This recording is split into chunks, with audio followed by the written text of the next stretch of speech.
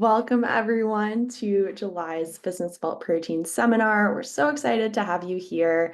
The seminar will cover winning public funding, how alternative protein companies can identify and secure government financing.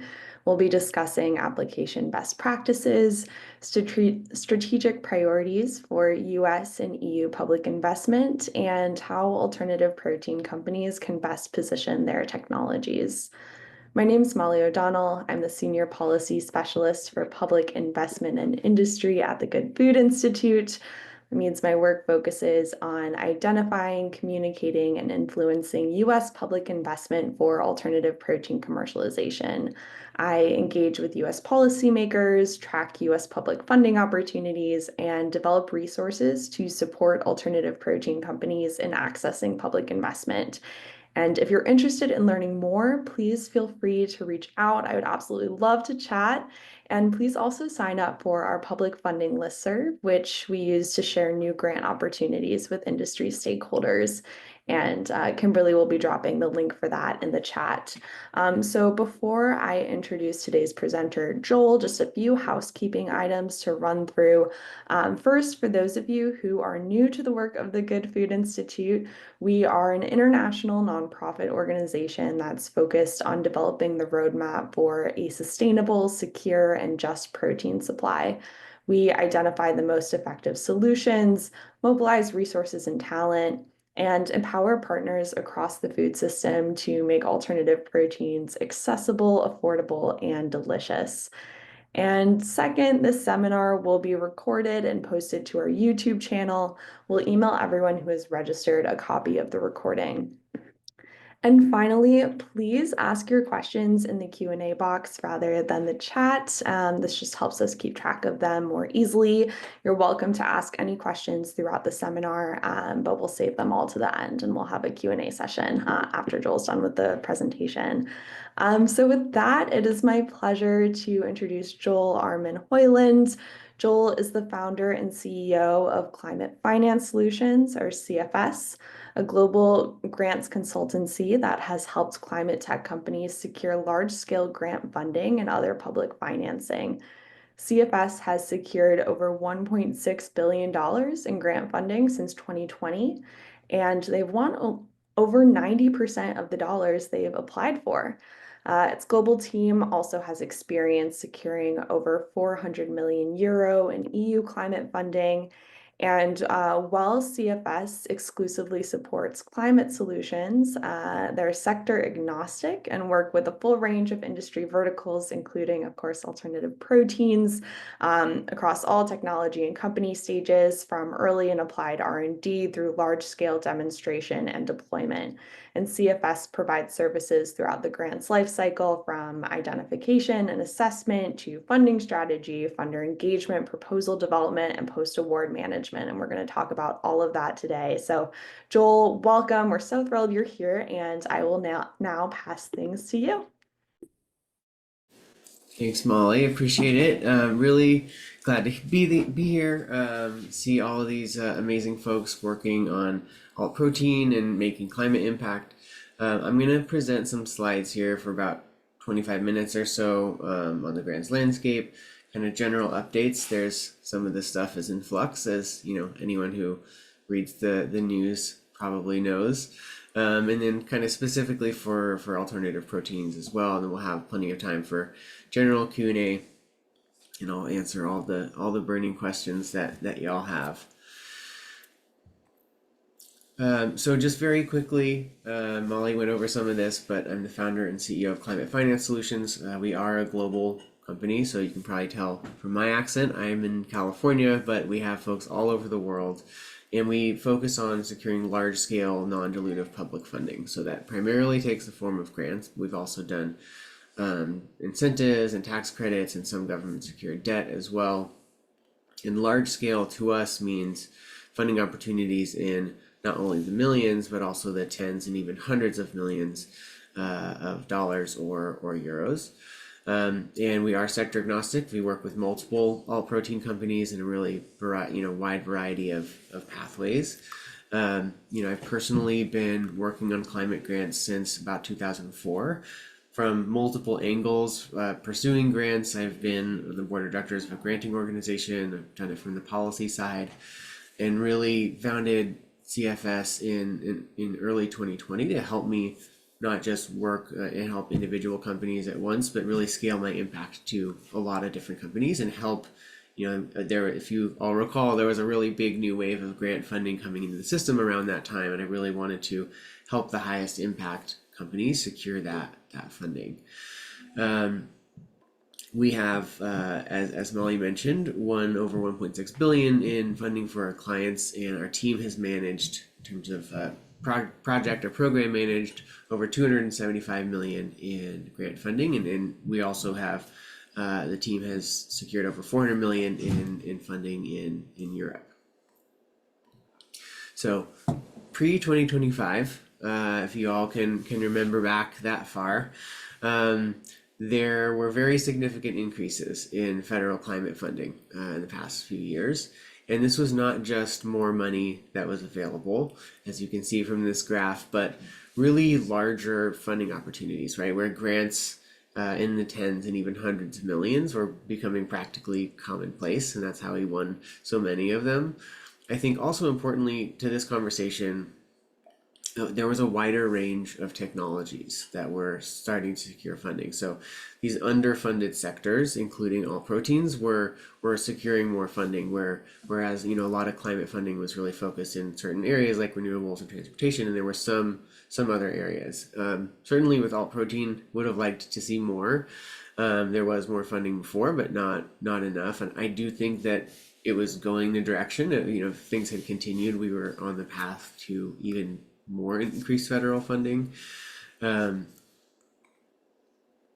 terms of specific funding availability, so federal government prior to 2025 spent about 30 billion a year on climate just through the normal appropriations process, and that was increasing pretty much every year, and increased even every year during the first Trump administration.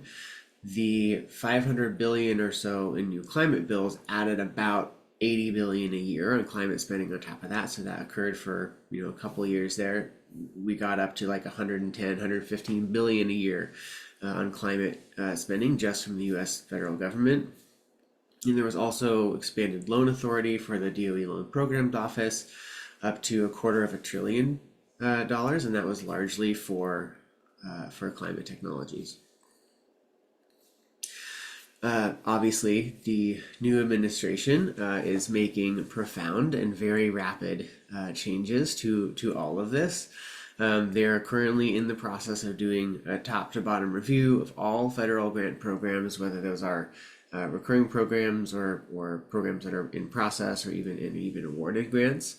They've canceled quite a few programs and abandoned a lot of pending awards, and they've even terminated contracted grants.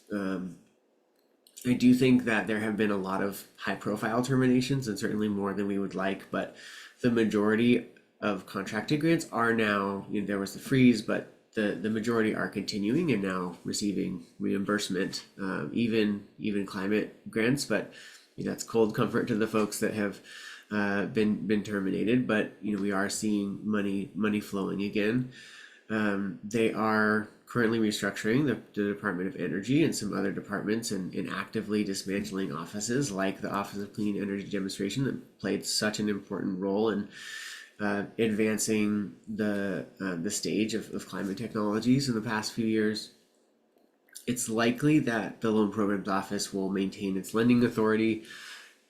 Project 2020, I mean, it's crazy to we talk about Project 2025 as a policy document, but in Project 2025, the DOE Loan Programs Office was slated for closure. It's now more likely that it's going to shift to a narrow range of priorities that fit with where the administration is trying to go in terms of the technologies they're focusing on, or potentially kind of pet political projects. We did see some money move in from LPO for a nuclear plant that was promoted by a senator. As you can see from the graphic here, tax credits are also at risk, and that was really helpful for a lot of climate related companies, especially those that were building plants or facilities. The final bill was fairly close to the House passed version, and so you can see that the impact on the tax credits varied by sector and technology, and that same kind of variation has been true across grants and other funding as well. Um, they have stated pretty clearly what their areas of interest are in terms of Chris Wrights, the new Secretary of Energy, first secretarial order really kind of laid it out. And DOE, I mean, there's certainly climate funding from other agencies, but the Department of Energy has been by far the biggest funder of climate technologies. They laid out nuclear, geothermal, hydropower, grid technologies, critical materials, um, obviously oil and gas, and some other elements may fall under that, like carbon capture or clean fuels. There are some sectors that are very unlikely to receive funding, like EV charging, offshore wind, and then there's a lot more. There are a lot more technologies that are somewhere in the middle and a little bit more up in the air. And I think alternative protein fits somewhere in that category, and not just within the Department of Energy, but in other departments as well, like NSF and USDA. We are just in the past few weeks to a month, we are seeing more federal programs returning, especially in the Department of Defense and USDA, and obviously the SBIR programs have slowed a little bit, but are still going. And some of those programs have potential funding opportunities for all protein companies. Just wanted to highlight a couple of potential federal funding opportunities that may be relevant. So this is actually an NSF funding opportunity that is open now. They have canceled a lot of NSF programs. This one at least kind of made the first two cuts.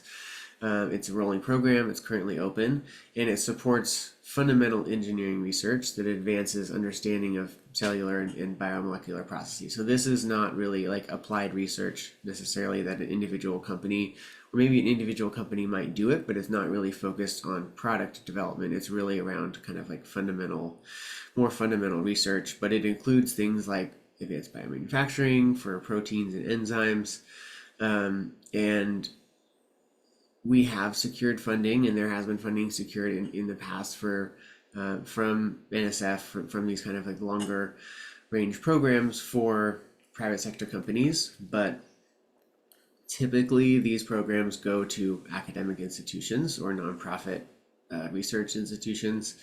But even if you are applying as a for-profit, it's really essential to partner with an academic institution, or a research institution, whether that is with them as the lead, or whether you're being the lead.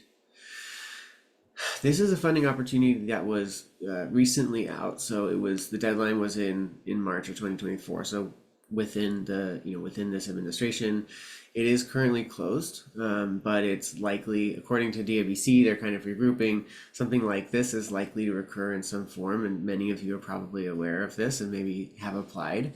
This was around developing and demonstrating the ability to create biomanufacturing products and processes, including food. So looking at TRL like 4 to 6 as a start, but kind of they're preferring ones that were a little bit later.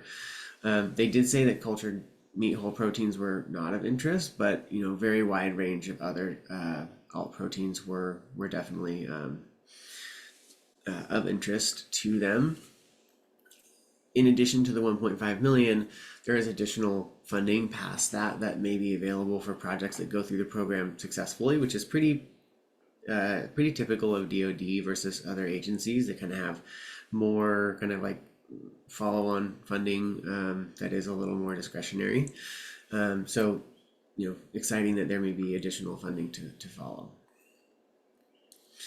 This is the AFRI Foundational Applied Science Program. Has historically been one of the flagship research programs from USDA, typically around $300 million per year, including 6 priority areas, maximum awards of like 3 million, but most of them are between 500,000 and 800 in terms of the award sizes.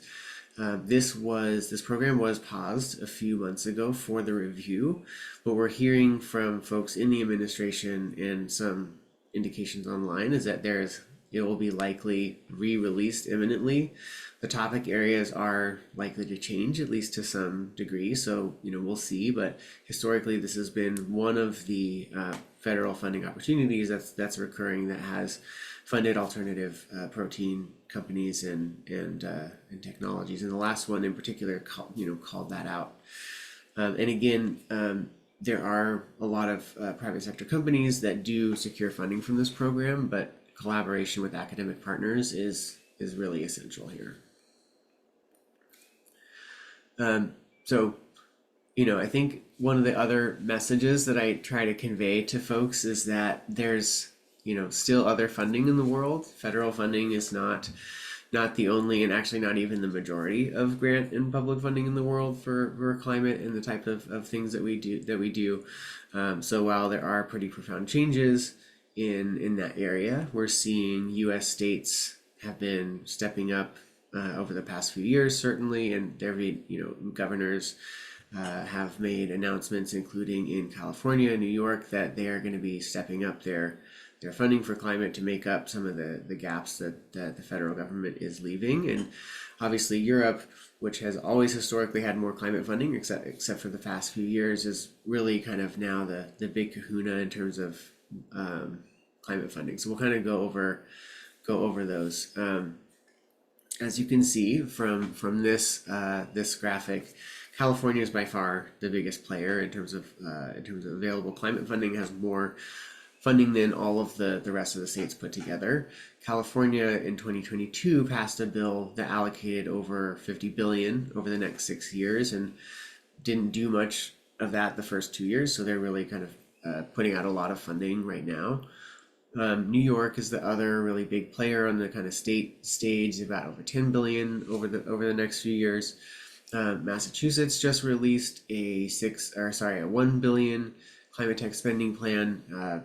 Washington State and others have grants and other forms of non-dilutive funding.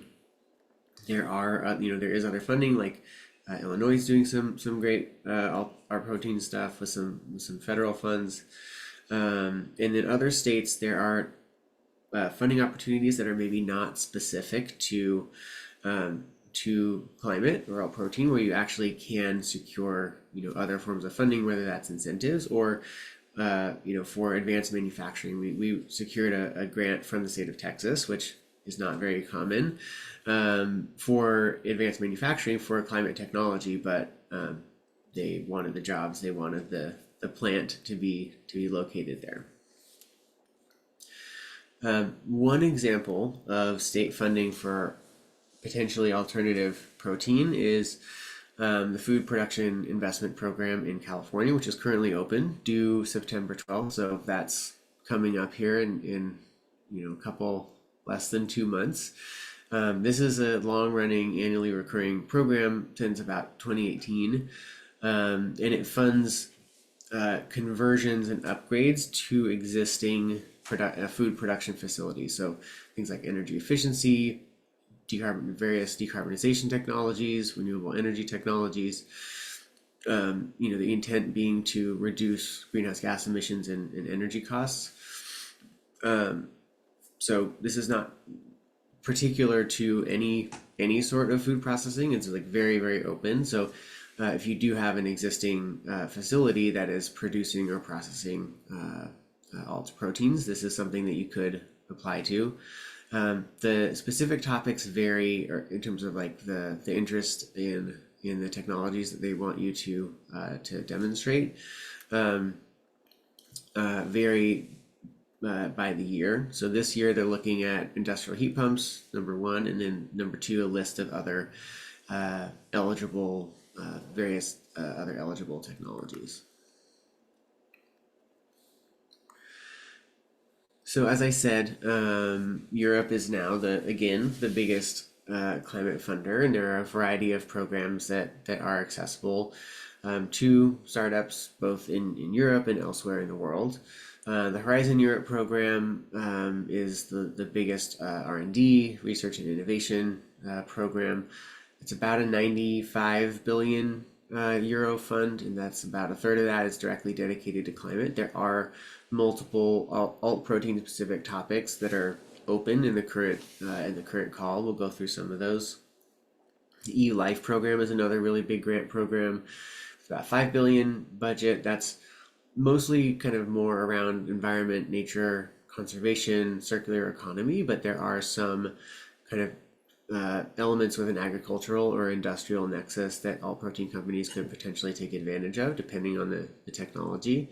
Between these two calls that are currently open, there's about 1.7 billion euros that's available. Most of that by September. Some of the deadlines are in February, but most in September. So that's a big chunk of change that's open now. And then the innovation fund also kind of bears mentioning here. So it's a 38 billion fund that will be expending 38 billion between 2020 and 2030. They have not expended very much of that, and it's halfway through the decade, so they're really going to have to accelerate this. That's mostly for first of a kind commercial projects, although they can be anywhere from 2.5 to over 100 million. In one of the ones that we submitted in the last round was a project that was over 350 million for the total project and over 100 million in terms of the grant. And so this would really be for, relative to all protein, like a medium or larger scale biomanufacturing plant, for example. So just want to go through a few examples of alt protein funding in Europe, and most of them are currently open. So this one is probably the most relevant, and it's open to a really wide range of alternative proteins. So 14 million total budget, it'll fund 7 million euro awards. This is an innovation action project, so they're looking at they're looking for technologies to start around TRL5 and then reach TRL7 or 8 by the end of the project.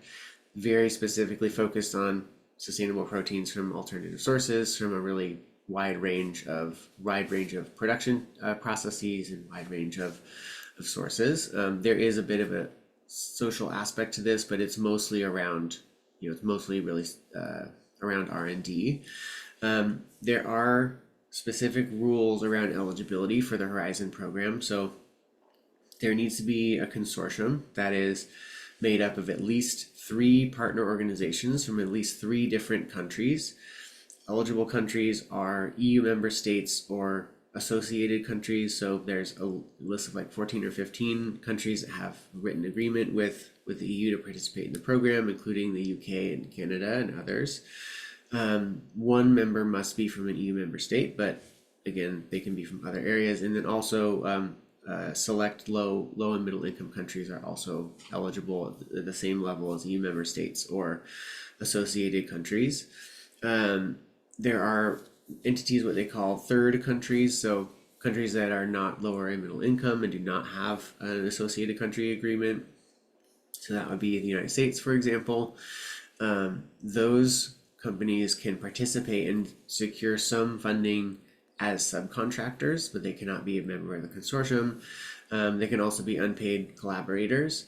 It is in order to kind of not raise red flags and with the funding going to areas where it's not, it has to be kind of the way you construct the consortium. If you're an entity from a third country, is very specific. The way you kind of structure the budget is very specific, but you can secure funding from this program. Excuse me. So this one is cost-effective and robust continuous bio-based processes. Again, 7 million with 14 million available, due in September. So all these Horizon opportunities are going to be due in mid-September. So this one is actually due exactly 2 months from today. So if you are interested in pursuing this is the time.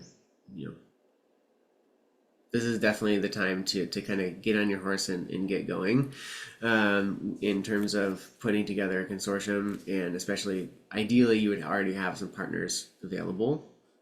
This one is not specific to proteins or food, but it does include proteins and food, and it's really around scaling up processes around chemicals, materials, ingredients, and it's similar. This is also an innovation action, so similar TRL levels that they're looking to advance, and they're really looking to focus on the scaling up of processes.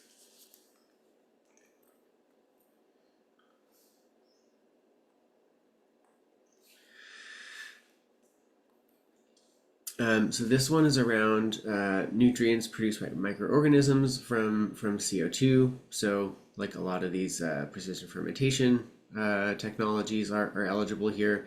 6 million award. Probably going to give out two with 12 million available. Again, mid-September deadline. Also an innovation action. Going from around TRL 5 to around TRL 7. And this is really looking at developing the technology and also looking at the scale up process for these types of biotechnologies.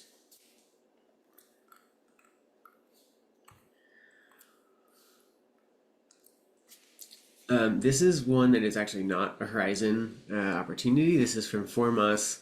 I think I'm saying that right. The research council from Sweden. So it's 4 million, which is the equivalent of about 414,000 US. It also needs a consortium of three partners, and there's a 50% cost share requirement. Proteins, food ingredients are explicitly something that they're looking for. So if you have partners in Sweden, or you think you can identify partners in Sweden, this would be an opportunity that you could potentially apply to. But again, it is due in like early mid September. There are a lot of other opportunities, so this is just a selection, but the last one I wanted to highlight here was around the EIT Food Impact Funding Network. So 30 million available and maximum awards of 2 million. So they're going to be giving out a lot of different awards here. There are 3 different deadlines. The July one just passed, but there's another one in November. And this is again EU funding. And protein diversification is one of the different elements that they're looking for, and they will support either larger scale collaborative programs, i.e. work in consortia, or innovative single projects that advances a specific technology. Similar eligibility rules to Horizon. So Horizon associated countries are eligible, but the consortium only needs to be two organizations from 2 separate countries. So quickly touching on global philanthropy. So, we've been talking about, billions and hundreds of billions of dollars from these different government agencies. So this kind of gives you a sense of scale. So there's only about 1.9 billion a year for all of climate funding from foundations, and still only about 2% of global philanthropy goes to climate.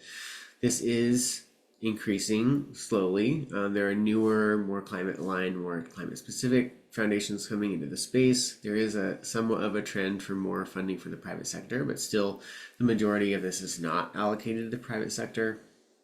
In terms of scale, you can see that California alone provides 5 times more funding per year than this, and that's one of the reasons that we focus primarily on government funding. But philanthropy really has a very important catalytic role to play, whether that is with individual grants that they can provide or individual investments that they can make, or kind of catalyzing larger projects or larger investments. And this catalytic role is especially important with technology, like emerging technologies or early technologies like alt protein. Government can take a while to kind of get on board and understand, do their due diligence and move funding through the legislative process. And so philanthropies can act more quickly. And so that, we have seen some really important catalytic funding for this space come from philanthropies. But I think in terms of scale, if you're looking to secure larger scale funding opportunities, especially as a private sector company, targeting public funding is probably where you want to go. But I wouldn't, you don't want to necessarily limit yourself to only one pathway. Couple of quick philanthropic examples. I'm sure the GFI folks are very familiar with the second one here. But the first one is due August 21st, so it's about a month away. This is from the Novo Nordisk Foundation around industrial biotechnology and environmental biotechnology. Production of products, including proteins, is something that they're interested in. So, certainly worth looking into. You would have to partner with a university or a nonprofit, so that tracks with what I was saying about where most of the funding, foundation funding is not going to private sector companies. But if you are in association with those or a subcontractor to those eligible entities, then you certainly can secure some of that funding.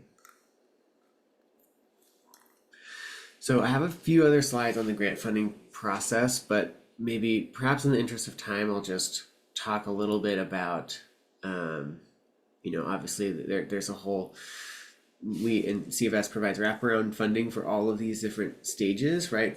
From identification and assessment through project scoping and partnership development and actually developing the proposals themselves and then managing the projects post-award. I think a lot of folks would kind of think about the proposal process as the most critical part. I think and sometimes people are surprised to hear me say this, but I think to me the identification and assessment process is really the most critical element, because if you are not applying to the right opportunity, then you're just wasting your time, or maybe not the right opportunity in terms of your competitiveness, or it may not be aligned with your roadmap, and you just kind of write a grant to win the funding, and then when you actually get the funding, it can be a really big distraction. So it's really, really important to be strategic in this way, and making sure you're doing a really comprehensive search within your target geographies, and not just your current target geographies, but forward looking to really identify all of the potentially available funding, and also staying up to date and monitoring the ecosystem so you're not missing anything. And this is important for really any company or any climate tech company, but being both comprehensive and staying up to date is especially important for folks working in sectors like alternative protein, where opportunities can be fewer than other areas. And so missing opportunities, like for example, if you are doing work in Europe or potentially doing work in Europe, you really should be looking at these horizon opportunities that are specific to alt protein, because it may be, maybe not be a ton of funding in the US for this. It may be, February or, next September, where there are additional deadlines for Horizon. So really important to kind of understand the whole landscape and map that out, and map out the funding ecosystem, and then stay up to date on these things. And then once you kind of have done your kind of comprehensive identification process, it's important to have a strategic and standardized process for down selecting and making decisions as well. That's a really critical part, right? So you want to be able to identify the funding opportunities with the highest probability of success, and then also the most well aligned with your company's technology roadmap and commercialization pathway to scale. So you need to understand what those things are and have a strong roadmap, because these funding opportunities, this kind of gets into project scoping and design, right? It's these opportunities are forward looking. There's a lag time between the time you apply for the funding, sometimes up to 9 months or even a year before you get the award. And then the opportunities are sometimes, the projects are 3, 5, sometimes even 7 years. So you really have to understand your roadmap really well, and have a well-developed roadmap, so that you can design projects and assess the right funding opportunities that are going to be relevant for you over the next period of time, not just for what you're doing right now. And then all of this should really flow into an integrated fundraising strategy. So that includes both non-dilutive grants and other forms of non-dilutive funding and dilutive funding, so equity investment. Understanding how to integrate those types of funding together and plugging that into your overall business plan. At CFS, we've developed some software products and systems on the grant identification and assessment side that really enable us to do this, these funding research processes in a really robust and standardized way. But really, anyone can follow this process at a high level and really focus on the identification and assessment piece prior to, as really the critical first step, and not just be opportunistic. Of course, if something falls in your lap that's a perfect fit, like perhaps some of these Horizon grants, like certainly you don't have to wait to map the whole ecosystem to go after them. But if you're going to be making grants in particular a critical piece of your funding strategy, you really need to kind of have a more strategic approach to this this first critical step. So I'm gonna skip here and we'll take questions.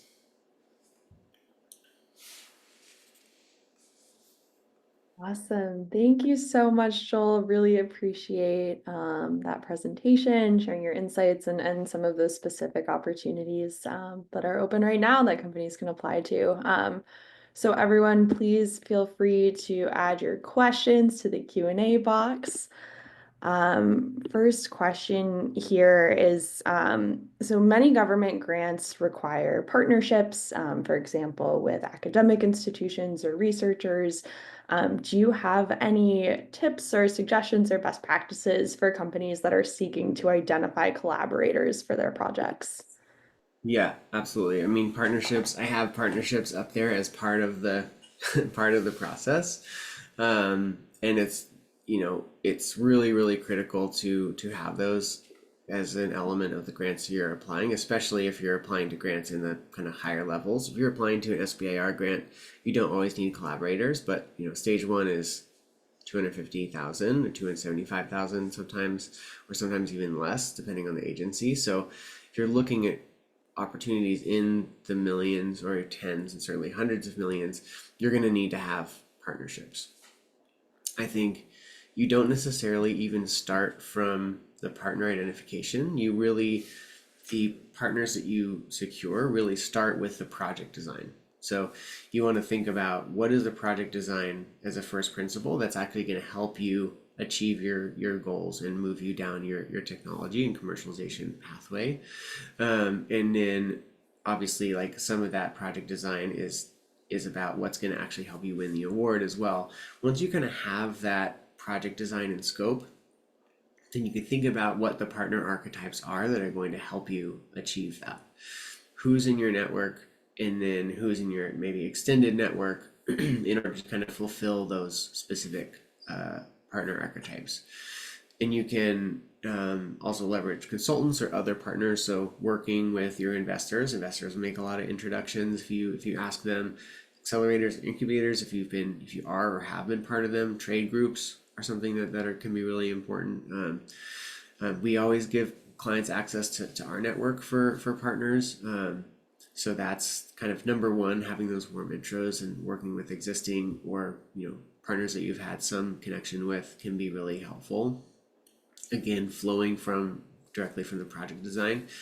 If you don't have the kind of partner that you need within your network, doing research to really identify who's going to be the best organization or researcher, individual researcher, or or company to kind of carry out the project.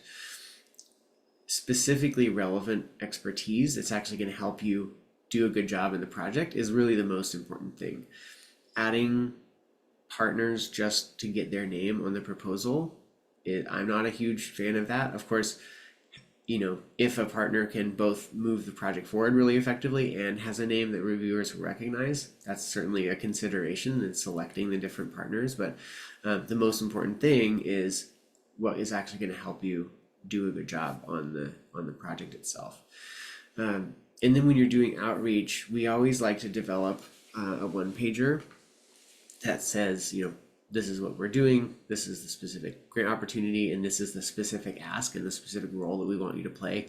Even if it's a warm intro or someone in your network, it is helpful for them to make a decision quickly in terms of whether they want to work with you if you give them that information up front. And then the other element is, of course, like that's kind of specific to an individual grant opportunity. It's really helpful to develop partnerships for grants before you need them for a specific grant. Grants oftentimes have pretty, close deadlines. Sometimes they're as few weeks as like 6 weeks, or a couple of months. And sometimes, especially if there's a pretty big ask, like you need to find a site, that can be difficult in that time period. So thinking about developing partnerships for grants before you need them, and this kind of early mapping of the funding ecosystem and identifying where the funding opportunities are coming from can help you not only kind of target proactive engagement with funding agencies, but also proactively target partnerships as well. Thanks, Joel. That's all really helpful. And I just wanted to give a quick plug for folks looking to find collaborators in the alternative protein ecosystem.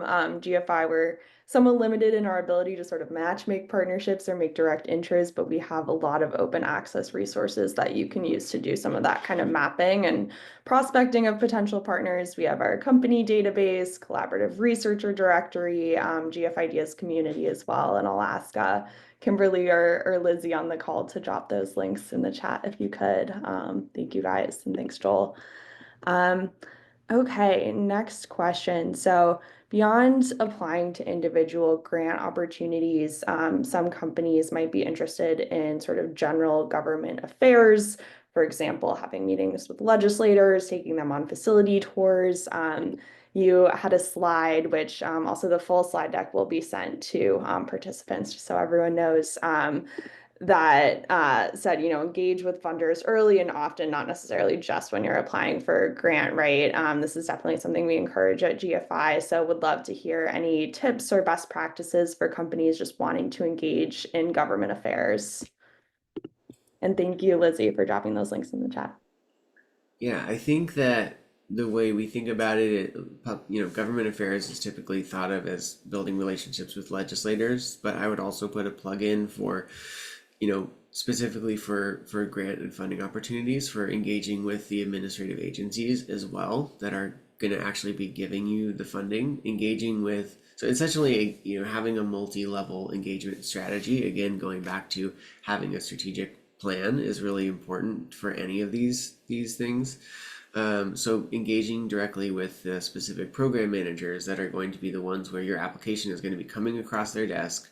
They're going to start recognizing you if you've engaged with them previously, and they'll be able to provide like really targeted information about what the different call is going to be looking for, and helping you with information that's going to help you do assessments and scoping.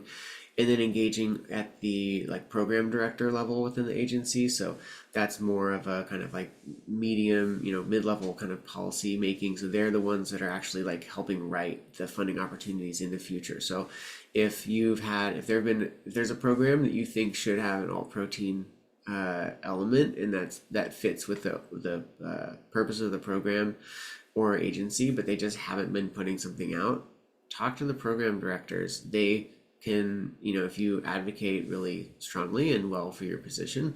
We have had in the past companies that we've worked for, and we've actually seen some of the advocacy that we've done showing up almost, in some cases, almost word for word in future funding opportunities. So those levels are really important as well.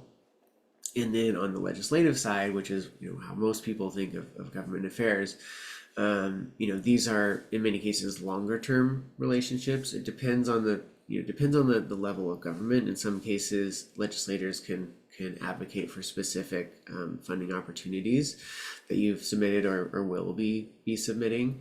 But these are really longer term relationships, like at the policy level, to determine future funding, help get specific support. In some cases, if you're doing projects and steel on the ground, they can facilitate permitting and things like that. I think that in terms of like uh, tactically partnering with other folks like trade groups, NGOs, um, regional alliances can be really helpful.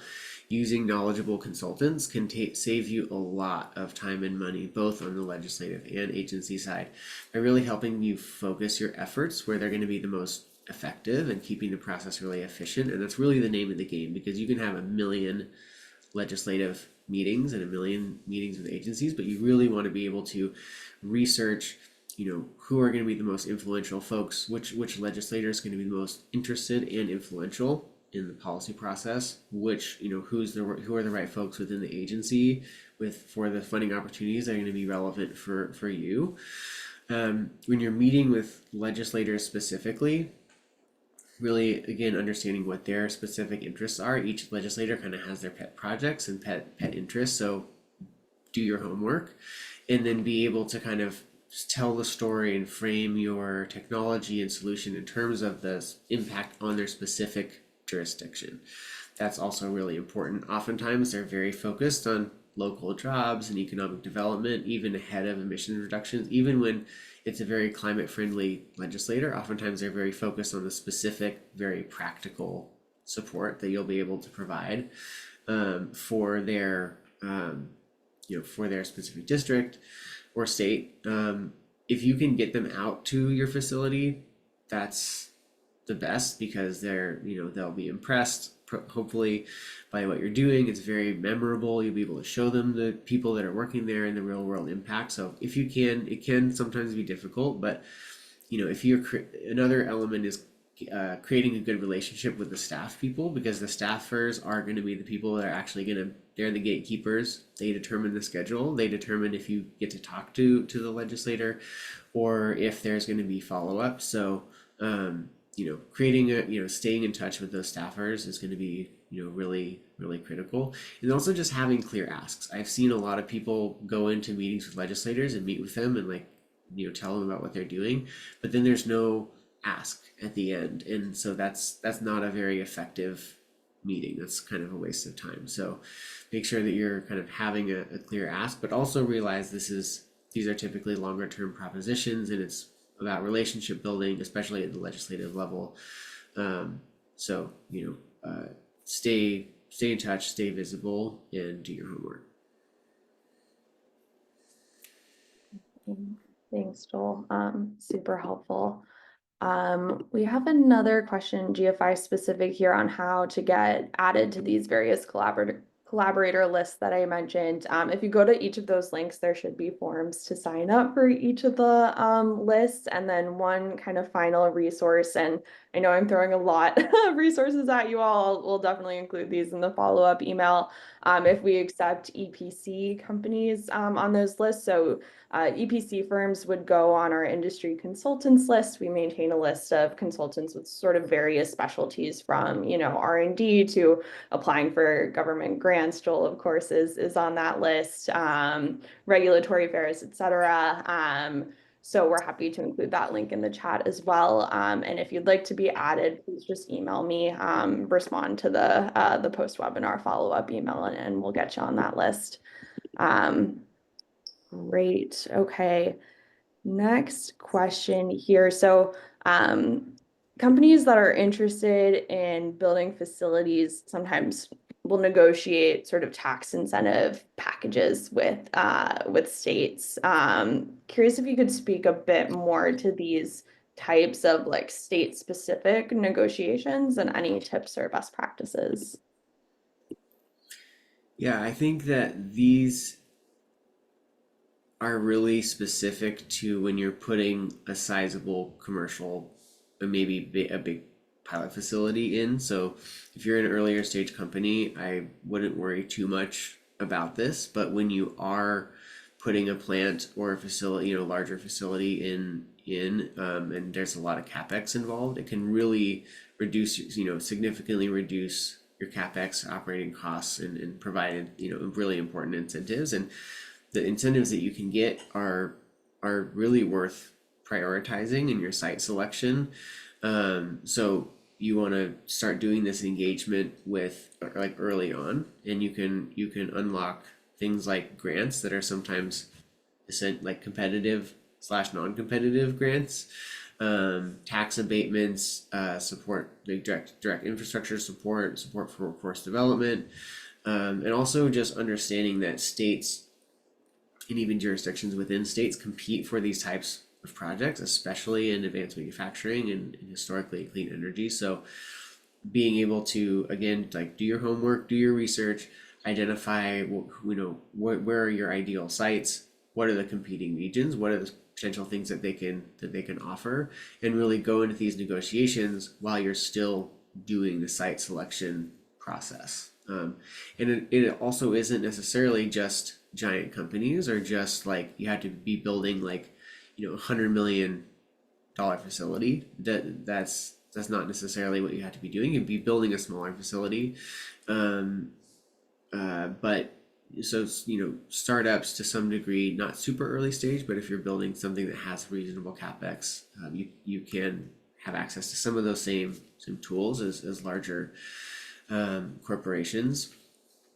The really kind of powerful uh, thing that is attractive to the folks that are giving the incentives are really around economics, right? So you're looking at job creation, capital investment in the community, supply chain impact, raising tax revenues in the area, specific benefits to the community. Sometimes there's you're putting in place like a not exactly a community benefits plan, but you're uh, saying that you will do some community benefit and activities in exchange for these incentives, and again working with specifically local partners like chambers of commerce, economic development authorities, consultants. We've done some of this as well. They can be really helpful in like getting you in the door and coordinating those types of support. Yeah. So this presentation did focus on US and EU funding. We have a question here about if the mentioned grant opportunities are only available to country or companies in these respective countries or regions. And curious more broadly, sort of what you see. My understanding is it can vary a little bit in the US, but projects generally need to be on US soil. So wondering if you could speak a bit more to the country affiliation piece. Yeah, so it definitely depends on the funder and program, but generally speaking, you're going to need to be within the jurisdiction of the funder on the government side to secure the funding. Like state funders want the project to be happening in the state, and not only that the project happens in the state, but that you have a legitimate scaling plan in the state. What they're not looking for is companies from some other country or some other state to kind of parachute in, get some of their tax dollars in a grant, and then like go back to their state and have that's the benefits are down to that state. So you really need to kind of have a plan for scaling and future economic benefits in that state or that country. Generally speaking, especially in the US funding is going to go to US projects in the US. There are different levels of support that different levels of availability of funding opportunities for companies and organizations that come from outside. So generally the project needs to happen in the jurisdiction, but the company doesn't necessarily have to be from that jurisdiction. States generally don't look at company ownership or where they're from. They don't really care. They just want the project to happen there. On the federal level, some programs are just not open to foreign-owned companies. Some programs are open to foreign-owned companies with a waiver process, and you kind of have to know, have some inside knowledge sometimes to know which programs the waiver processes you're likely to get or you're really unlikely to get. There are some federal programs where foreign-owned companies, they don't really ask about ownership there. Similarly, in other countries, generally speaking, you're going to need to be doing the program in those countries, but in some cases there are, for example, the EU Horizon program, there's this list of associated countries. The lower and middle income countries are also eligible for that program.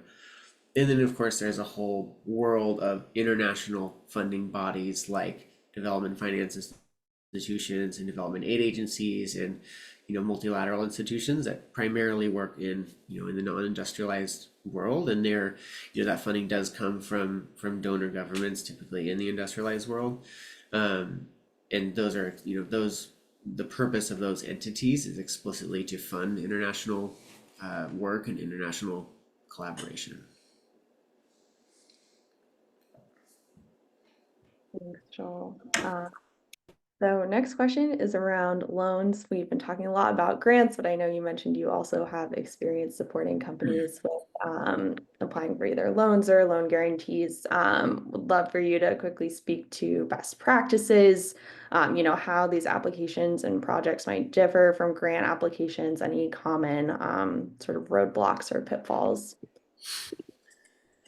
Yeah, so I guess generally speaking, grants are kind of prioritizing innovation, policy alignment, public impact, and loan programs are really around project or sometimes company level financial viability and bankability, because they're going to need to have some sort of certainty that you know, you need to be credit worthy of the loan, that you and be able to demonstrate the ability to pay, even or repay, even what they call concessional concessional debt financing that the government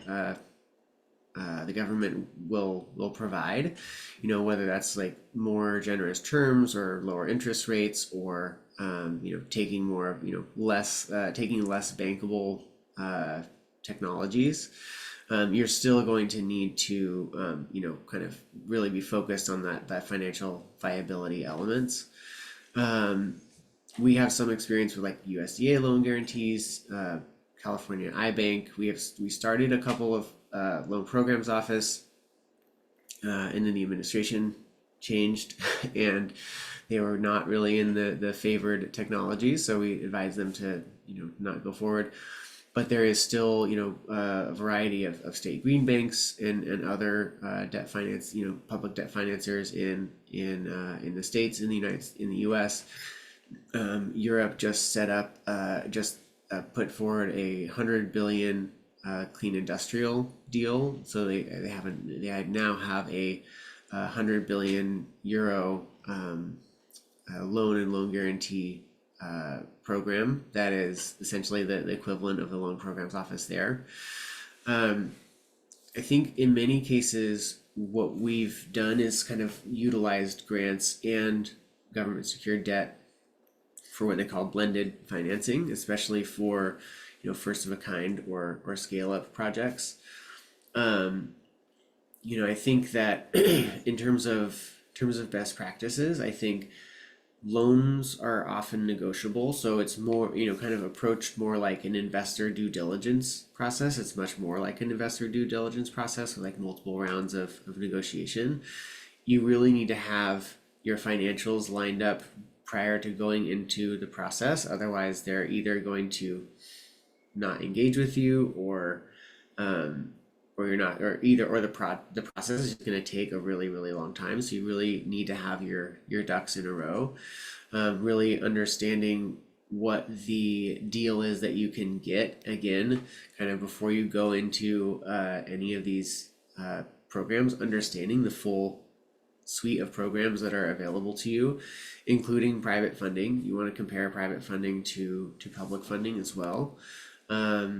And also have an integrated fundraising strategy. So debt financing is important for certain elements, especially like revenue generating capex and other things like that. So there is, it's important to kind of understand how the different pieces fit together, where you should be securing your equity rounds, and what the use of those funds should be, where grants fit in, and then also where where those loan applications fit in as well. Thank you, Joel. Super, super helpful insights. And we are at time. So thank you everyone for joining. Thanks again, Joel, for sharing your expertise. Again, this will all be sent to you within the next day or so. And please do feel free to get in touch. As I mentioned, I would absolutely love to chat public investment with any alternative protein stakeholders. So please don't be strangers. And again, thanks everyone. Hope you all have a great rest of your day. Bye. Thank you.